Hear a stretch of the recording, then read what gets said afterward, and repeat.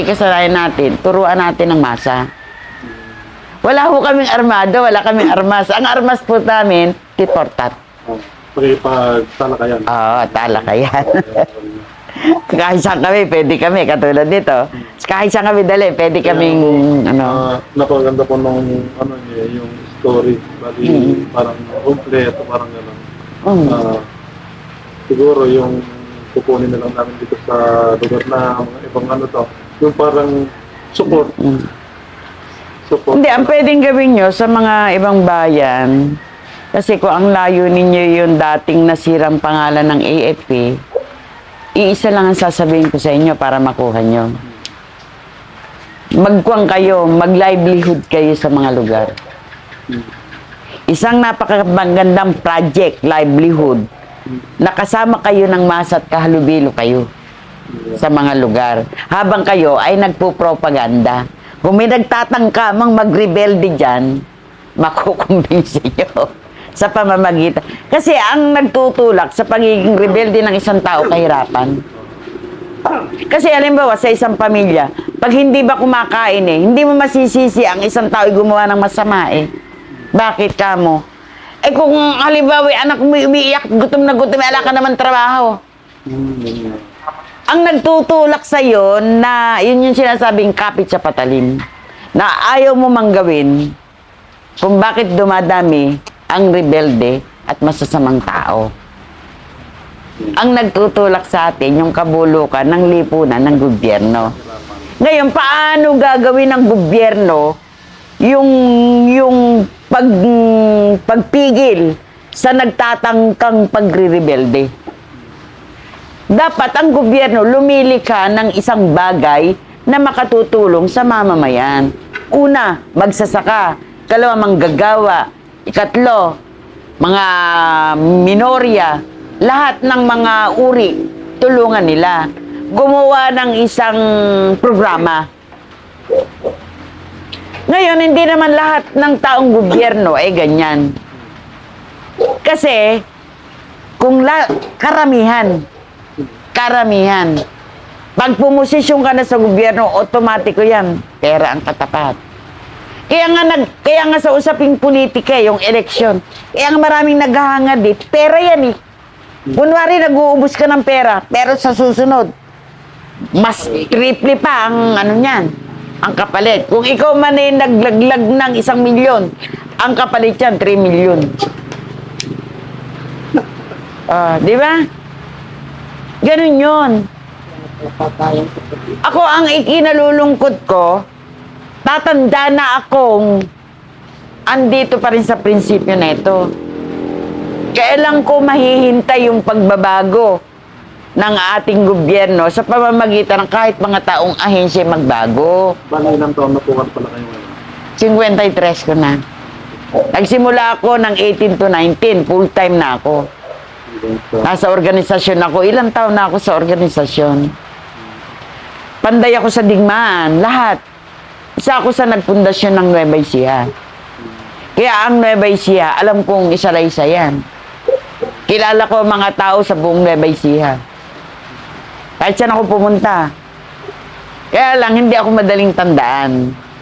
Hindi mo ako basta makikilala. Kasi makikita mo ako, kuminsan nagkukumuflahe ako. Kaya yung mga masang kung sa akin, ikaw na ba yan? Ganon. Yung mga kabats ko, yung mga masang pinupuntahan ko, yung mga kabats ko, kita tanda na! Oo. Kaya nga nung bumalik ako dito sa Bungabong, alam mo, ito nga lang hindi ko nakilala Kasi yung second party na hindi ko nakilala O yung mga tatay-tatay, nanay lang kilala ko, tsaka yung pinakamatandang anak. Yung bata ko, mas mga party, pinikilig ako sa sapaw. Ito nung kami kasalukuyan dyan, nako bata lang yan. Siguro ang edad dito mga 6 years. Naku, tumutulog, nakaubo yan na. Pero kay puti-puti niyan. Ang puti-puti parang kano. Naku, nung magkita kami, ayan na nga, may asawa na. Sabi ko, anak ka ba ni ganito ka ako? Hindi nga raw kilala ni Maring. Kilala mo yan, gano'n. 1981, nandito rin ako sa mga kamag-anak ko dito. Ganun. Sa Magtanggol. Newly tira dito sa mga high school. Meron lang po akong itatanong. Kasi po, army kayo, di ba? Kasi ganito, may naikwento kasi sa akin si Rick. Ang army daw, kasi yung buong PNP, wala nang problema sa kanya eh. Ang pinoproblema na lang ni Rick yung army. Mainit sa kanya. Nasa rin ba sa kontra? Hindi kasi ako na-assign sa Oo, kasi kung sila eh, talagang sa eskwelahan dito eh. Hindi, hindi sa akin sila eh. sa eskwelahan po kasi kami. Eskwelahan po ng Sudan. Yung career course, halimbawa. Ako, kailangan ko itong requirement nito, schooling nito para ako kasama, requirement para sa promotion. Okay. Ganun. Parang career courses. parang yan, yung assignment nyo. Career courses po yung Sunod naman, si Colonel Marcos naman nakuha nila. O, sino, gano'n. ano po yan, Eh, dapat may military, may ano. Ay, ibig sabihin, iba't iba ini-interview nyo, no? Eh, yung po sa Bicos, kinuha din nila. Dahil Yung po membro po ng Pukbalahat na sargento ng araw noong 1942, yung 47 nata siya. Buhay pa ko ngayon. Kaya yun po, yung istorya na. Kasi meron akong mga kilala, baka mga ulya-ulyani na rin. Pero alam ko kasi sa una, pagka ang na-encounter ko kasi, mga matatanda, ang usapan namin yung revolusyon luma. Mula 1896, nga ganon. Yung panahon ng nagsisimula kami sa panahon ng Kastila, susunod Hapon, susunod Amerikano, hanggang sa kasalukuyan Amerikano. Bakit nagkaroon ng mga rebelde?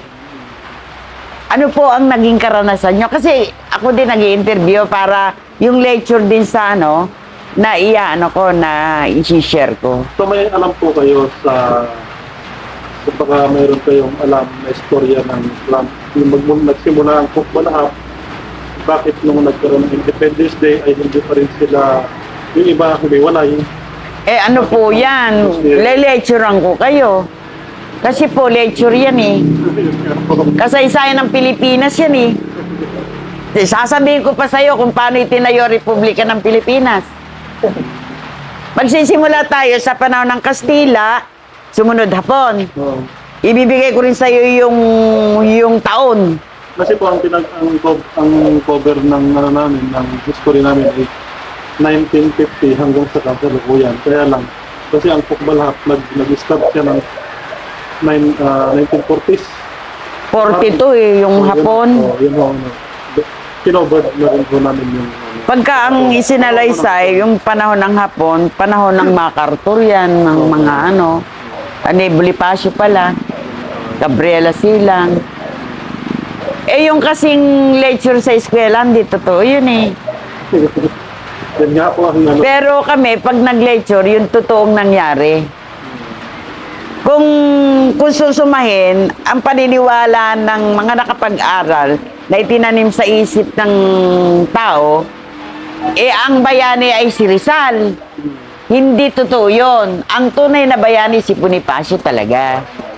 Kasi siya ang nagtumugon sa pakikibaka ng mamamayan para sa kagalingan. Si Connie, ginamit lang sa propaganda yung La Liga Filipina, si Rizal. Siya ang gumawa ng mga propaganda, pero hindi siya sumama sa revolusyon. Kaya lang sa sinasabing bayani dahil binitay siya. Pinaring squad siya sa plaza. Pero sila Bonifacio nagpakamatay sa gera. Sila Gabriela Silang na yan. Kaya nga ako natatawa dun sa Kaya nga yung Kastila, nang pumasok dito, idinidevelop tayo mula sa pagdadasal, sa mga pamanhiin, sa mga yan. Ikukwento ko ng buo sa'yo yan. Lecture yun. Ilaan mo lang, yung maghapon, yung 3 araw mo sa akin. Ngayon, pahikliin ko, kahit 1 kalahating araw lang. Shortcutting ko. Pero kung titila rin natin isa-isa, 3 araw yon. Ang tawag namin yung kursong masa. Isang libro yon na ano ko yun. Nung kasalukuyang inagaano ko, nag-aaral. Dala-dala ko yung libro na yan. Kung tawagin namin yan, LRP. Lipunang Rebolusyong Pilipino. LRP tawag namin doon. Bit-bit ko yon. Talagang hindi ako nakapag-aral. Nakatuntong lang ako, grade 4. Hindi ako gumraduate ng elementary dahil sa... Pero pagka nakipag-usap kayo, parang... Oo, kasi na-memory ko nga yung isang lecture eh. Madami na tinatay. Naka-experience. At saka kasi, hindi lang tsorya.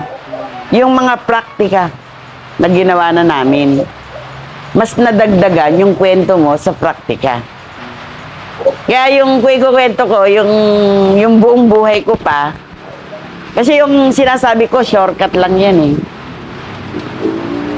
Kung isasalaysay ko yung paano kami nagkapangasawahan, paano kami namuhay, paano kami nagkaanak, Cameraman ay lilipat ng... gano'n. May papalit ka. Ay, reset natin. Ngayon, ang kwan doon, paglaanan nyo ako ng araw, ibibigay ko sa inyo yung buong LRP. Pati yung, Sa akin na may number yun. kung hindi pa nyo alam, yung kasaysayan ng revolusyon sa ibang bansa, yung kasaysayan ni Marx, Lenin, saka si Engels, saka si Mao Zedong. Pakikita ko paano sila nagrevolusyon at paano namuno sa revolusyon. Yun yung tinatawag naming Marxista-Leninista kaisipang Mao Zedong. Mga taktika, mga ginawa niya. Mga teorya at praktika yan ng mga kasamang nagrevolusyon sa ibang bansa na kinopya yan na dinala dito. Na mali naman ang pagkalapat ng partido. Mga tactics, mga implementation ng mga pag-aaral. Sinopya ko dito. Oo. Yung kinopya sa tapos pinaunlad mula sa praktika. Kaya nga yung teorya at praktika, hindi mo pwedeng paghiwalayin. Hindi ka pwedeng teorya lang ng teorya. Halimbawa, ikaw, nakapag-aaral ka, tamang marunong ka, pero ayaw mo namang gumawa. Pero ako, hindi marunong. Yung sinasabi mo, gagawin ko. Doon ako kinukupkup ng masa. Yan yung sinasabing yung mula sa lungsod, yung mga aktivista na yan, puro teorya dito, ang gagaling. Ang galing makipag-usap, ang galing makipagtalakayan. Alam ka. Pero, Walang gawa. subukan mong dalhin sa yung kabiye tumutulong sa masa. Nagmamasword kami. Hindi nila kaya. Paano kung ginagawa ninyo na pagtulong sa bata na gano'n? Aba, edi pag nagagapas, andun kami. Pagka nagluluto, nag-uurong kami. Pag andun kami, tala kaming ginagawa. Nag-aalaga kami ng bata. Hindi nga kami makalabas eh. Andun lang kami, nag-aalaga ng baby. O kaya ay nagluluto. Pag umalis yung masa, luto na yung kanin, ganon. Tingnan na kaya na. Hindi naman kailangan na yung buong araw mo itutulong mo sa trabaho. Ngayon, habang tumutulong ka sa masa, nagle-lecture ka. Para hindi siya maabala sa trabaho niya, tinutulungan mo siya, pinagagaan mo yung trabaho niya, habang ikaw nagpapaliwanag. O, ganon. Kaya pagpunta ko doon, hindi ako nakakaabala, nakakatulong ako. Yun ang hindi makalimutan ng masa sa akin.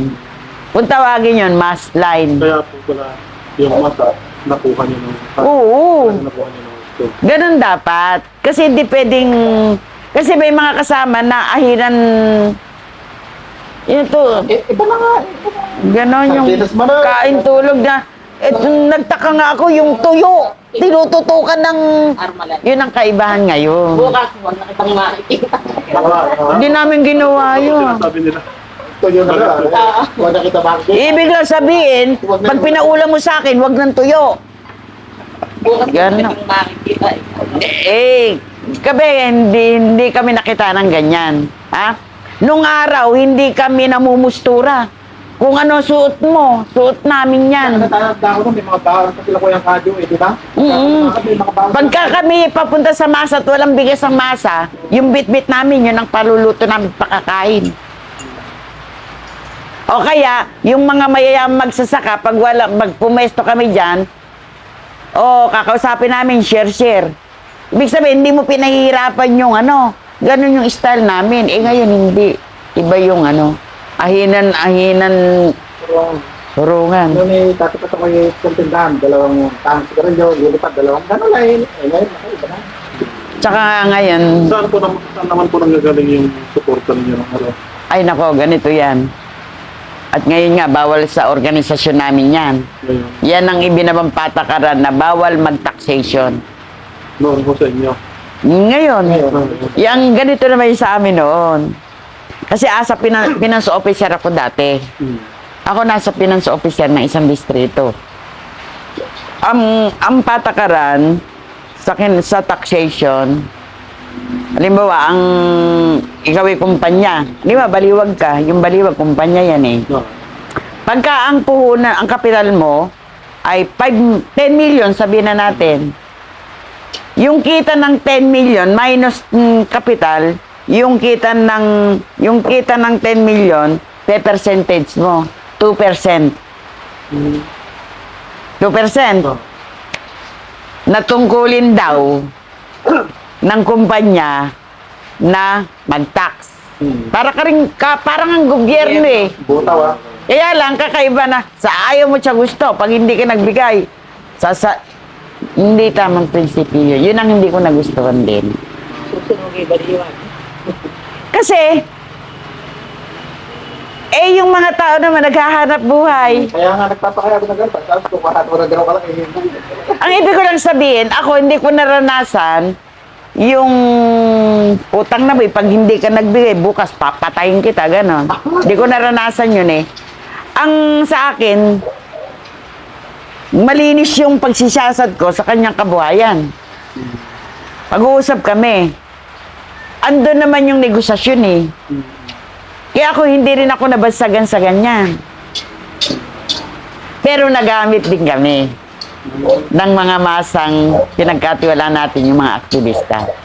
Paano po? May mga aktivista tayo na lampas sa hinihingi. O kaya, kung humingi man, hindi sinesentro. Ginagamit yung liderato mo. Ganon. Kaya nung ako andyan, marami akong mga leader na iminiting at pinuna lahat. At nagbagsak ako ng patakaran na walang magpapalitaw ng pinansya. Ganon yung policy ng Ngayon, ang sabi naman ng gobyerno, kaya daw hindi matigil-tigil ang taxation, si Joma sa Switzerland. Ito yung sinusuportahan at kailangan dollar.